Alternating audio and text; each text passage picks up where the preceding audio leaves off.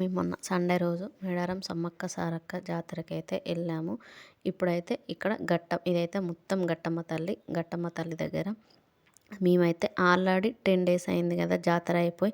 ఇంత పబ్లిక్ అంతగానం ఉండరేమో అనుకున్నాం. కానీ గట్టమ్మ దగ్గరికి వచ్చినాక ఫుల్ పబ్లిక్ ఉన్నారు. అసలు ఇంతమంది ఉన్నారు.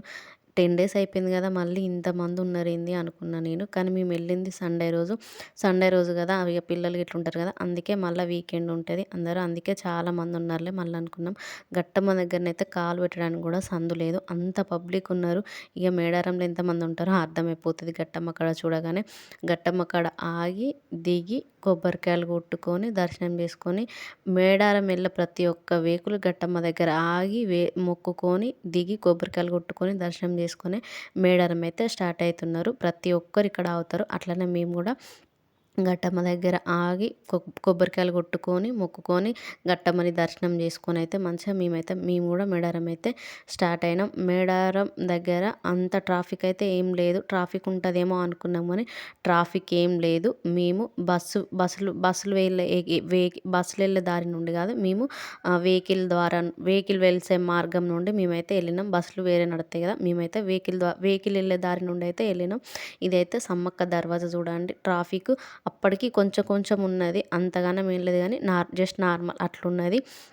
ఇంకా జంపన్న వాగులను అయితే వాటరు ఏం లేవు, తక్కువ అంటే చాలా తక్కువ ఉన్నాయి. అప్పుడు జాతర అప్పుడు ఉన్నాయేమో చాలా, మరిగా ఇప్పుడైతే తక్కువ ఉన్నాయి. జంపన్న వాగులో స్నానం చేసి మళ్ళీ నల్లాల కిందనైతే చేసినాం.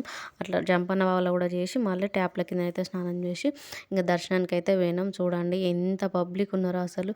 జాతర అయిపోయి 10 డేస్ అయినా కూడా ఇంత పబ్లిక్ ఉన్నారు. అసలు కాలు పెట్టడానికి కూడా ఇంత సందు లేకుండా అమ్మవార్లను చూసి మంచిగా నేనైతే ఫస్ట్ సారక్కని దర్శనం చేసుకుంటారు కదా, కానీ కాదు, ఫస్ట్ సమ్మక్కని దర్శనం చేసుకున్నాక తర్వాత సారక్కని, పడిద్దరాజు, గోవిందరాజు, నాగులమ్మని అట్లా దర్శనం ఉన్నది. ఇప్పుడైతే ఇక్కడ ఇట్లున్నది, అప్పుడేమో గద్దెలు అట్లుండేవి, మరి ఇప్పుడు ఇట్లా గద్దెలు ఉన్నవి. మేమైతే మంచిగా దర్శనం చేసుకొని నేనైతే అంత దగ్గర పోయినాం కదా, అమ్మవారిని ఎట్లా టచ్ చేయాలనుకున్నా కానీ జనంలో చూసిలా అమ్మవారిని కొంచెం అయితే టచ్ చేయదును, కానీ ఆ జనంలో నాతో కాలే. అక్కడనే అమ్మవారిని మంచిగా మొక్కుకొని కొబ్బరికాయలు కొట్టుకుని అయితే వచ్చినాం. ఒకసారి చూడండి, జాతర అయిపోయి 10 డేస్ అయినా కూడా ఎంత పబ్లిక్ ఉన్నారో. మనకి మెయిన్ సమ్మక్క సారక్క ప్రతిరూపం ఏంటిదంటే కుంకుమ భరణి. మనం అమ్మవారిని అయితే కుంకుమ భరణి రూపంలో కొలుసుకుంటాము. సమ్మక్కని సారక్కని కుంకుమ భరణి వాళ్ళకు మెయిన్ ఎత్తు బంగారాలే. ఇవే మెయిన్ బంగారం అంటే బెల్లము, వాటితోటే కదా సమ్మక్క సారక్కకి ఇంత పబ్లిక్ ఉన్నారో ఒకసారి అయితే చూడండి. ఇదైతే సమ్మక్క గద్దె.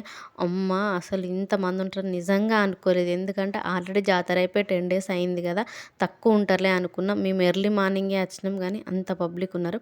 దర్శనం అయితే చాలా మంచిగా నిదానంగా మంచిగా చేసుకున్నాం. మేమైతే మంచిగా అనిపించింది నాకైతే. ఇంత పబ్లిక్ ఉన్నా కూడా దర్శనం అయితే మంచిగా చేసుకున్నాం. మనకు మెయిన్ అమ్మవారిది కుంకుమ భరణి కదా, అదైతే మాకు వచ్చింది చూడండి. మా సార్కి అక్కడ చిన్న సన్మానం చేసి అమ్మవారి దగ్గర కుంకుమ భరణి అయితే మాకు ఇచ్చిన. నాకైతే